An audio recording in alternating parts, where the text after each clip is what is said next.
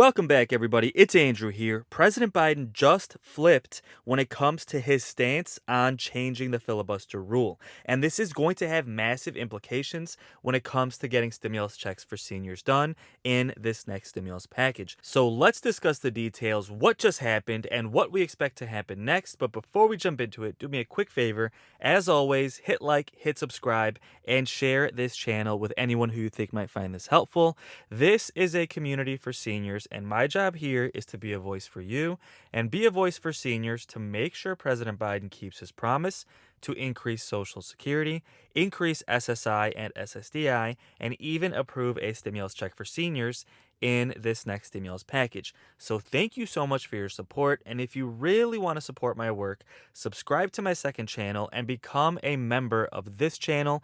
The link to both of those things are going to be in the comments of this video, and all you have to do is click the link and then hit the join button that's going to be in the middle of the web page, and that's going to sign you up to be a member. And again, if you can't afford to do so, I completely understand. That is just for those who can afford to do this, and that just allows me to do this full time, bring you the news, and do the research that affects seniors the most. So with that said, folks, let's jump right into it. We're going to talk about what Biden just did regarding flipping on the filibuster rule, which could pave the way to get stimulus checks for seniors done.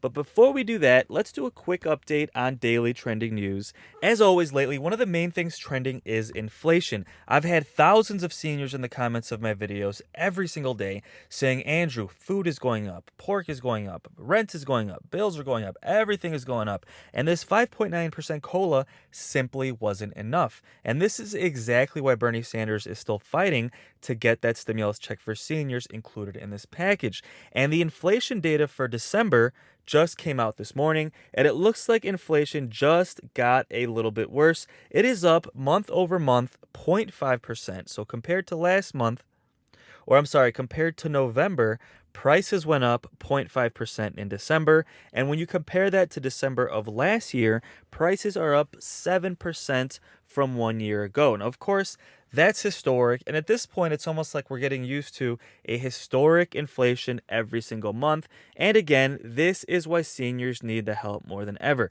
Now, just to put things in perspective, although things are still really, really bad, there is signs that inflation might be tilting downward. Now, if you look on your screen, this chart shows how inflation has gone up month over month over the last year. And if you see, this really peaked in about October. November, it went down to 0.8, and then December, it went down to 0.5. So this could potentially be a sign that inflation could start inflecting down back to normal. Or we could have a similar situation like last summer when in June we had inflation of 0.9% compared to the month before, and then it went down to 0.5%, 0.3%, 0.4%. So we had a few months where inflation was going down, but then in October it spiked right back up, and of course that correlated directly with when the pandemic started getting worse. When we had a lot of people leaving work because they were sick, a lot of plants in China shutting down because of this new variant. So this is really eye-opening, and it really goes to show that inflation is really seeming, at least it seems like it, really tied in with how bad the pandemic gets. Like as a new variant comes out and infections go up, things start to close down, people start to call off work, supply chains start to tighten once again, we have more supply chain shortages, then the prices of things start to go up again. It's almost kind of creating a sense like every time a new variant comes out, things could kind of shut down a little bit, and then we could get more inflation once again. So this could be a sign that inflation is going down, or it could just mean that we're going to be in a situation for the next couple of years where inflation yo-yos up and down depending on how bad the pandemic is, if that kind of makes sense. Of course, the Fed, the central bank, is trying to address inflation by raising interest rates, but that honestly is going to affect seniors. In some ways could be good, in some ways could be bad. So if you're a senior and you wanted to buy a house or you wanted to refinance your house and get some money out, if interest rates go up, it's going to make it more difficult for you to refinance and get a good rate. At the same time, if you have bonds as part of your retirement portfolio, a lot of seniors have bonds, this is going to make it nicer because potentially you could get a bigger return from your bonds as interest rates go up. Generally, bond yields go up as well, giving you a larger quarterly dividend. if that kind of makes sense. Now, guys, let me know in the comments. Are you interested in me talking about more things like stocks and bonds, other things that affect seniors in retirement? Let me know in the comments. On this channel, I mainly focus on stimulus, Medicare, Social Security changes, because I know for the most part this is what you guys are focused on. But let me know if you want to hear more about stocks and bonds and other things when it comes to really diversifying your retirement and potentially even building wealth. Okay, so let's jump right into the stimulus update. Biden just flipped when it comes to his stance on changing the filibuster rule. Now, changing the filibuster rule is something we've talked about really for about a year, and those talks have kind of ramped up over the last few months as Chuck Schumer has signaled on January 17th, so this coming Monday, he's going to try and bring a vote to the Senate which will allow them to change the filibuster rules, which would then allow them to approve multiple small packages throughout the year. And this could include multiple stimulus packages. It could include things like voting reform, immigration reform, basically anything Democrats would want to do. It would allow them to do multiple smaller packages instead of the situation we have now where they have to use budget reconciliation to avoid the filibuster, and they can only do that once, maybe twice a year at most. So because they can only use that once or twice a year, we always end up in a situation where they try and jam everything into that package, and the more you jam in, the more difficult it gets to compromise. And we all know what's been happening when it comes to trying to get people like Bernie Sanders compromise with people like Joe Manchin. It's been shown to be impossible. So the thought process here is change the filibuster rule, which allows us to basically do multiple smaller packages with only 51 votes in the Senate, not requiring 60 votes, in a sense, allowing you to do an unlimited amount of budget reconciliation bills. In a sense, it's technically not what it is, but it's just an easy way of thinking of it. Then do a bunch of piecemeal deals. Go to Joe Manchin and say, hey, Joe Manchin, we'll include in this small bill certain things for coal mining as long as we include the stimulus checks for seniors. Boom. Get that done, 51 votes, pass it on its own.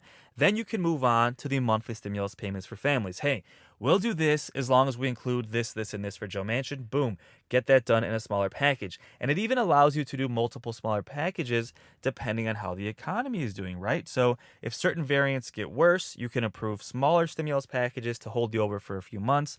Then if things get better, that stimulus will have ran out and you won't have to worry about doing another stimulus. Or if things continue to get worse, you can then do even more stimulus, right? You don't have to stick with this like one giant stimulus package that's all or nothing and you only have one chance to get it right. And then the ramifications of that last for basically like 10 years. So that's the thought process here. And the reason we say Biden flipped is because for basically the entire presidency he's been in office, he said he doesn't want to change the filibuster rule. He wants to do things in a bipartisan way. He wants to make sure things are being done fairly and doesn't want to do anything that's too extreme. Well, President Biden just came out and said that he is open to changing the filibuster rule specifically to get stimulus done and to get voting reform done as well. So really the thought process here is now that President Biden has flipped, he's open to changing the filibuster rules. Really what that does is it opens the door to then including all of these other types of packages, right? So at first he didn't want to change the filibuster at all. That was completely off of the table. Now if Democrats do this for voting rights, it's going to open the door. It's going to open the door to do that for the next stimulus package. It's going to open the door to do that for Social Security changes, for stimulus checks for seniors, for changes to SSI and ssdi. This is potentially a tipping point where Democrats break the gridlock. They refuse to let Republicans stop them from doing the stimulus checks for seniors and stop them from increasing Social Security benefits and put us down a path where we could be getting multiple smaller packages and constantly getting things done for seniors, as well as, of course, other things Democrats want to get done. Now, I know a lot of these things Democrats want to do you guys don't agree with. Half of you guys on my channel vote Republican, and I completely respect that. I'm not trying to choose sides here. All I'm saying is our community here, this channel, it's for seniors, it's for retirement, Social Security, SSI, SSDI, Medicare. So it just happens to be that at the moment, this is what Democrats are trying to do, right? So not saying I want to support everything Democrats want to get done, but when it comes to our issues here on this channel, these are things that need to get done. And changing the filibuster would pave the way to get that done. So President Biden just gave a speech addressing the fact that now he's open to changing the filibuster rules. So let's take a quick look, see what he had to say, then we'll discuss what we expect to happen next. Listen to the President of the United States today. Today, and making it clear to protect our democracy, I support changing the Senate rules, whichever way they need to be changed to prevent a minority of senators from blocking action on voting rights. Speaking today in Atlanta, Georgia, that was President Biden. Good question. But tonight I've got three big questions of my own. First, why did it take so long to say this? Why waste all of 2021 not saying this, only to start 2022 in this way? I mean, some of us were calling for changes to the filibuster, for a carve-out at least for voting rights, a year ago. And this is what we were told then by senior members of the Biden administration. Why on the filibuster, Ron, is Joe Biden right and Barack Obama wrong? Well, you know, President Biden served in the Senate a long time, and he believes that if we could leave the filibuster in place, that's what he prefers. Let's start with the filibuster. We know the president wants to keep it intact. Is there any possibility for some exceptions? Well, look, as you know, Mika and Joe, he was in the Senate for 36 years, and his preference, as you said, is not to make changes to the filibuster, and he wants to leave the door open to bipartisan work. All right, so obviously President Biden flipped, right? That just showed you right there that originally he didn't want to change the filibuster at all. Now he's flipped on the topic and he's hoping to doing so. And again, this might pave the way to getting multiple smaller stimulus packages done, making it a lot easier to get these packages completed.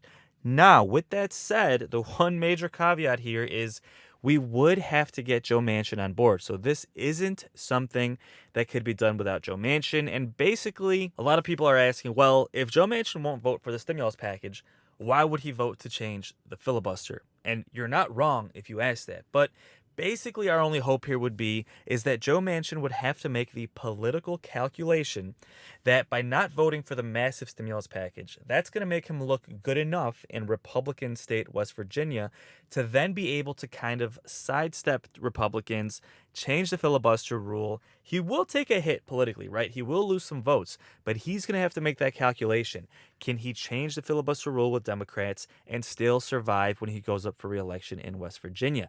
We're going to have to hope that Joe Manchin comes to that conclusion that politically it would be the right calculation to make this filibuster change. Now, is that likely to happen? I don't know. If I had to give you my honest opinion, I'd say it's a 50-50 chance. But the fact that President Biden's on board is a huge step in the right direction. President Biden wasn't even on board for this just a couple of days ago, right? So things are heading in the right direction. Hopefully we can get this filibuster changed, not to completely get rid of it, but to just change it so we can get some things done. Get stimulus packages done. Get stimulus checks for seniors. Get Social Security increases, SSI and SSDI increases done as well. But we do have a response from Joe Manchin. Joe Manchin responded. He was asked about the filibuster and whether or not he would be open to changing it like President Biden said. So let's take a look and see what Joe Manchin said. Senator, good morning. Hey guys, I don't really have anything. You plan on watching and listening to what the president says today? Oh, love to. If I'm not in committee meetings, I will be. Yeah. Anything he can say to change your mind on filibuster and procedure? Filibuster is what we have, our rules. We need some good rule changes to make the place work better, but getting rid of the filibuster doesn't make it work better. Do you get any pressure from your constituents back home on that issue? Well, no, I mean, what they know about the filibuster is basically what Bob Byrd has educated people on over the years. And the filibuster is what makes the Senate hopefully work when it's supposed to work. We need some good rules changes, and we can do that together. But you change your rules with 2/3 of the people that are present. So it's Democrats and Republicans changing the rules to make the place work better. Well, obviously he's not open to completely getting rid of the filibuster, but that's really not what we're talking about here. We're talking about tweaking the rules so certain things can get done by bypassing the filibuster. This isn't anything new. Republicans and Democrats have both done this to appoint judges.